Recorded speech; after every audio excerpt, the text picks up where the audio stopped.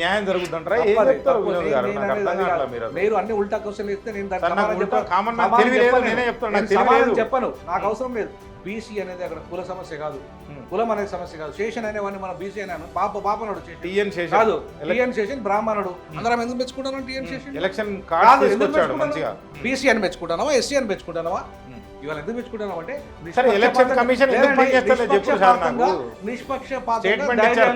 ధైర్యంగా ఎన్నికలు నిర్వహించిండు కాబట్టి శేషన్ అందరం పొగుడుతున్నాము. మరి దాంట్లో బీసీ లేరు ఇప్పుడు టీఎన్ శేషన్ కాదండి, కీర్తి శేషన్ కావచ్చు. నేను ఏమన్నా మంచివాడు కులంతో సంబంధం లేదండి. కాదు సార్, కులంతో సంబంధం లేదు దయచేసి. అంటే మీరు ఇక్కడనేమో కులంతో సంబంధం లేదు, అక్కడనేమో ముఖ్యమంత్రి ప్రధానమంత్రి బీసీ కావాలంటారు, ఆయననేమో ఆర్ఎస్ఎస్ వెనక పనిచేస్తున్నారంటే తెలంగాణ రాష్ట్రంలో బీసీ అయితే మేము బాగా పరిపాలన చేస్తాం. ఏం చెప్తారు మీరు?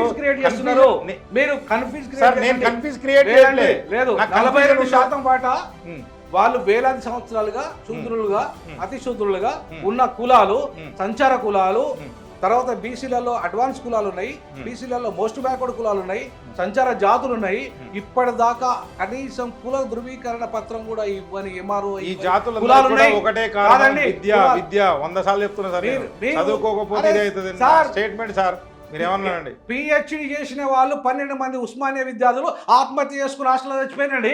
వాళ్ళకు ఉద్యోగం ఇవ్వలేదు, ప్రభుత్వాలు ఉపాధి ఇవ్వలేదు. ఒకటే చెప్తున్నా, పిహెచ్డి ప్రభుత్వాలు ఉన్నది ఉద్యోగాలు ఇవ్వటానికి కాదు. మన రాష్ట్ర జనాభా ఉదాహరణకి తెలంగాణ రాష్ట్రంలో 4 కోట్ల మంది జనాభాలో సరే ఇంటికి ఉద్యోగం ఇచ్చినా 1 కోటి అనుకుందాం ఎగ్జాంపుల్. ఎగ్జాక్ట్ లెక్కలు లేవు, సెన్సెస్ లేవు కాబట్టి మీరు చెప్పేది ఏంటంటే ఈ 1 కోటి మందికి ఉద్యోగాలు ఇవ్వకపోతే చచ్చిపోతారు అన్నట్టుంది. మీరు 100% ప్రభుత్వం బాధ్యత 1 కోటి మందికి ఉద్యోగాలు ఇవ్వాలి.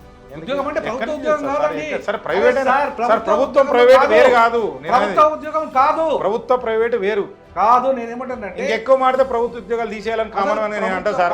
డబ్బులన్నీ అటే పోతున్నాయని కూడా అంట. మీరు ఏం చెప్తారు అసలు? అసలు పెన్షన్లు కూడా ఇవ్వద్దంట. మీరు ఏం చెప్తారు? అసలు పెన్షన్లు కూడా ఇవ్వద్దంట. నేను తప్పంట, మీరు చేతగానితనమంట, ప్రభుత్వ వైఫల్యం అంట. ఇప్పుడు ఇవాళ చైనాను ఎందుకు ఉదాహరణ తీసుకుంటాండి? చైనా బాగానే ఉంది సార్. కాదు, చైనా ఎందుకు ఉదాహరణ అవుతుంది చెప్పండి. అక్కడ 145 కోట్లు 150 కోట్ల జనాభాలో ఇవాళ నిరుద్యోగ శాతం సార్ 25 ట్రిలియన్ మనం 4.5 దగ్గర ఉన్నాం. అవునండి. జీడిపి చెప్పనా? పాలన చేత గాని దద్దమ్మల వలన జరిగింది. అది పాలన చేత గాని దద్దమ్మల వల్ల జరిగింది. ఎవరు పాలించారు? 3% ఉన్న బ్రాహ్మణులు 70 ఏళ్ళుగా నువ్వు ప్రధానమంత్రి ఉన్నావు. ఏం చేసినావు? ఈ దేశాన్ని సర్వనాశనం చేసినావు. బీసీఏ 12 ఏళ్ళు అండి, 12 ఏళ్ళు బీసీ. కానీ అంతకుముందు ఎవరున్నారు ఈ దేశాన్ని పరిపాలించింది? అంతకుముందు ఎవరు ఈ దేశాన్ని పరిపాలించింది? ఈ దేశాన్ని పరిపాలించిన పాలకుల తప్పది. పాలకునికి విజన్ ఉండాలి, పాలకునికి నిబద్ధత ఉండాలి ప్రజల పట్ల. ప్రజల జీవితాలను మార్చే విధంగా వైద్య విధానాన్ని అట్లాగే విద్యా ఉపాధి అవకాశాలని, న్యాయాన్ని ఉచితంగా అందించాలి. ఒక బీసీ ప్రధానమంత్రి పాడు చేసిండా? ఆయన బీసీ ప్రధానమంత్రి పాడు చేసిండు. ప్రొఫెసర్ గాలి వినోద్ ఏం చెప్తారు సార్? నేను అంటారు మరి ఎవరు సార్ చేసి 70 ఏళ్ళుగా ఈ దేశాన్ని పాలించింది బీసీ కాదు. ఎవరు? బ్రాహ్మణులు. ఈ దేశాన్ని చెప్పిందే చెప్పి అడిగిందే అడిగి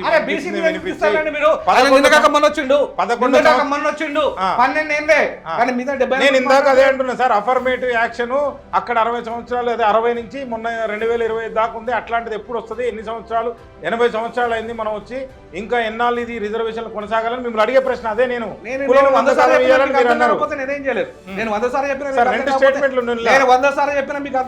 ఏదో ఒక పోరాటం చేయండి సార్. మీరు ఏదో ఒక పోరాటం చేయండి. మీరు నాకు అర్థం కాల కన్ఫ్యూజన్. కుల వ్యవస్థ రద్దు కోసం ప్రయత్నం చేస్తాం.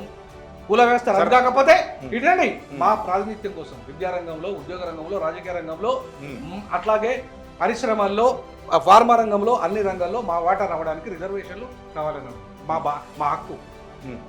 ఏమకు సార్? ఇక్కడనే 40 సంఘాలు ఉన్నాయి. తెలంగాణలో 40 సంఘాలు ఉన్నాయి బీసీ పోరాటానికి. మా ప్రాథమిక హక్కు అది. బీసీ, ఎస్సీ, ఎస్టీ, జేఏసీ చాలా ఉన్నాయి. ఇట్ ఈస్ నాట్ ఎ భిక్ష.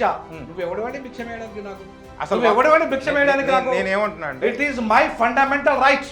It is my fundamental. Constitution has guaranteed to every citizen of this country to provide equality, economical equality, social equality, political equality, education equality, employment equality, what not. అదే ఈక్వాలిటీని మీలాంటి చదువుకున్నటువంటి మేధావులు వక్ర మార్గం పట్టిస్తున్నారు, confusion చేస్తున్నారు. నేను confuse చేస్తున్నాను. నేను నాకు అర్థం కాకనే మిమ్మల్ని అడుగుతుంటే మీరే నన్ను కన్ఫ్యూజ్ చేస్తారు. ఆ ఈక్వాలిటీనే దెబ్బతీస్తున్నారు అంటున్నాను నేను. ఇందాక నుంచి అదే అర్థం చెప్తున్నాను. కాకపోతే నేనేం చేయలేను. ఎందుకంటే మీకు ఒక మైండ్ సెట్ ఎట్లుందంటే మీకు కుల వ్యవస్థ రద్దు కావాలంటున్నారు. ఎవరు చేయాలనే విషయం మీకు అర్థమైతలేదు. ఎందుకంటే పాలకులు చేయాలి. అదే పాలకులు ఇలాంటి పోరాటం ఎవరండి? పాలకులు ఎవరు? Who is the rulers? చెప్పిన సార్ ఇందాకనే ప్రజల చేత ప్రజల కొరకు ఎన్నుకోబడ్డ ప్రభుత్వమే ఆ పాలకులు. మనమే ప్రభుత్వం అంటే మనమే కాదు. ప్రభుత్వం అంటే మనం కూడా ప్రభుత్వంలో భాగం. కానీ పాలకుడు కుల వ్యవస్థ రద్దు చేయాలి. ఇప్పుడు పాలకులు ఎవరు ఉన్నారు? బీజేపీలో ఉన్న వాళ్ళు రద్దు చేసి చట్టం చేయమనండి, మేము సంతోషిస్తాం. చట్టం చేసినాక అప్పుడు ఏం చేయాలి వాళ్ళు? చట్టం వచ్చిన తర్వాత అప్పుడు పేదరికంలో ఎంతమంది ఉన్నారు అనేది ఎకనామికల్ సర్వే చేయాలి. ఎకనామికల్ సర్వే చేసి అందులో ఉన్న అత్యంత పేదలు ఎవరైతే ఉన్నారో వాళ్ళకు అఫర్మేటివ్ యాక్షన్ తీసుకురావాలి. అప్పుడు వాళ్ళు బాగుపడతారు. అంతేగాని కుల వ్యవస్థను అట్లనే ఉంచి డబ్బంతా బంగారం అంతా ఎవరి చేతిలో ఉంది? మార్వాడీల చేతిలో. ఇటేనండి బంగారం అంతా ఎవరి చేతిలో ఉంది? మార్వాడీల చేతిలో ఉంది. దేశ సంపద ఎవరి చేతిలో ఉంది? సంపద ఎవరి చేతిలో ఉంది చెప్పండి? ఇవాళ సంపద మార్వాడీలు, గుజరాతీలు, రాజస్థానీలు వాళ్ళ చేతిలో ఉంది. అలాగే పాలన ఎవరి చేతిలో ఉంది? బ్రాహ్మణుల చేతిలో ఉంది, అగ్రవర్ణాల చేతిలో ఉంది, ఇక్కడ శూద్ర అగ్రవర్ణాల చేతిలో ఉంది. ఇవాళ బీసీ ఊరికే నామకే వాస్తే ఉన్నాడు మోడీ, నామకే వాస్తే ఉన్నాడు మోడీ. మోడీకి చేతన అయితే ఇదే బీసీలకు పార్లమెంట్లో చట్టం 42% వాటా ఎందుకు ఇస్తలేడు? ఇంకో బీసీ అయితే కూడా వాళ్ళు కూడా ఆర్ఎస్ఎస్ చేతుల్లో ఉంటారని నేను అంటున్నా. మీరు ఏం చెప్తారు? నేనేమంటున్నానంటే నేను మళ్ళీ అదే ఏం చేస్తారు మీరు? మనం పోరాడాల్సింది దీనికోసం కాదు సార్. మనం పోరాడాల్సింది మీరైనా నేనైనా ప్రజలైనా చెప్పినాము కుల నిర్మూలన కోసం. మోదీ లాంటి మీరే చెప్పారు. మోదీ చాలా పవర్ఫుల్. బాబాసాహెబ్ అంబేద్కరే తన జీవితకాలం పోరాటం చేసినా కూడా కుల నిర్మూలన సాధ్యం కాలేదు. అవునా కదా? ఒప్పుకుంటారా లేదా? మరి ఇట్లాంటప్పుడు వినోద్ కుమార్ పోరాటం చేస్తే కులం రద్దు అయిపోతుందా చెప్పండి? అంత పెద్ద ప్రపంచ మేధావే కొట్లాడితే పార్లమెంటులో ఒక రాజ్యాంగ నిర్మాతే అది రాజ్యాంగ నిర్మాణ సభలోనే కులాన్ని రద్దు చేద్దామని అందరి ముంగడి చర్చ పెడితే దాన్ని అపోజ్ చేసింది ఎవరండి? ఎవరు?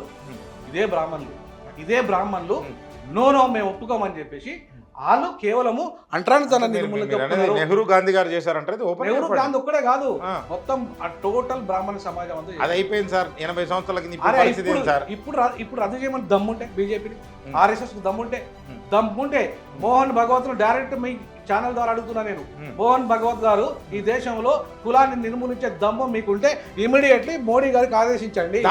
దానిపైనే మనం పోరాటం చేద్దామని నేను అడుగుతున్నా. మేము చేస్తున్నాము. రెండు చేస్తున్నారు సార్ మీరు. కుల వ్యవస్థ ఉన్నంత కాలం మేము రిజర్వేషన్ అడుగుతాం, మా ప్రాతినిధ్యం అడుగుతాం. రద్దయిన తర్వాత అడగం. రద్దు చేయాల్సింది ఆయన, రద్దు చేయాల్సింది మోడీ. అవునా? మోడీ రద్దు చేయమనండి, మేము అప్పుడు అడగం. మేము అఫర్మేటివ్ యాక్షన్ అడుగుతాం. కుల వ్యవస్థ ఉన్నంత కాలం మేము రిజర్వేషన్ అడుగుతాం. సో మా జన్మ హక్కు. రైట్. ఎంతసేపు అయినా ఇదే చర్చ అయితే ఖచ్చితంగా అంటే కొనసాగుతుంది. నేనేమంటున్నా అంటే స్టేట్లో ఒకవేళ కొద్దిసేపు వదిలేయండి, బీసీ ముఖ్యమంత్రి కనుక అయితే ఈ ఎస్టీ ఏదైతే ఉందో మళ్ళీ వాళ్ళు కూడా ముఖ్యమంత్రి కారు అనే పోరాటాలు జరగవని ఏమన్నా గాలి వినోద్ గారు గ్యారంటీ ఇస్తారా? ఏం చెప్తారు? 5 ఏళ్లలో బీసీ ఫస్ట్ ఇయర్ ముఖ్యమంత్రి అవుతాడు, 2వ సంవత్సరం ఎస్సీ అవుతాడు, 3వ సంవత్సరం ఎస్టీ అవుతాడు, 4వ సంవత్సరం మైనార్టీ అవుతాడు, 5వ సంవత్సరం మహిళ అవుతాడు. మీకు ఏమైనా అభ్యంతరమా? తర్వాత నాకేం అభ్యంతరం లేదు అసలు. ఇందాక చెప్పాను నేను ఢిల్లీ నల్లదా అయితే నాకు అనవసరం అని చెప్తున్నాను కదా. ఇప్పుడు నువ్వు ఒక ఉమ్మడి ఆంధ్రప్రదేశ్లో ఓ రెడ్డి అయినా 55 ఏళ్ళు నేనే ఉంటా ముఖ్యమంత్రి. తర్వాత తెలంగాణలో నేను 10 ఏళ్ళు మీరు వినండి, నేను 10 ఏళ్ళు చేస్తా. నా తర్వాత కోమటిరెడ్డి వెంకరెడ్డి చేస్తాడు, ఉత్తమ్ కుమార్ రెడ్డి చేస్తాడు, ఆయన రెడ్డి చేస్తాడు, ఈ రెడ్డి చేస్తాడు, ఆ రెడ్డి చేస్తాడు. ఎవడే జాగిరండి ఓటు హమారా రాజ్యభీ హమారా. నా ఓట్లతో నువ్వు అధికారంలోకి వస్తావు, నువ్వే పరిపాలిస్తావా? మరి నేను ఎప్పుడు పరిపాలించాలి?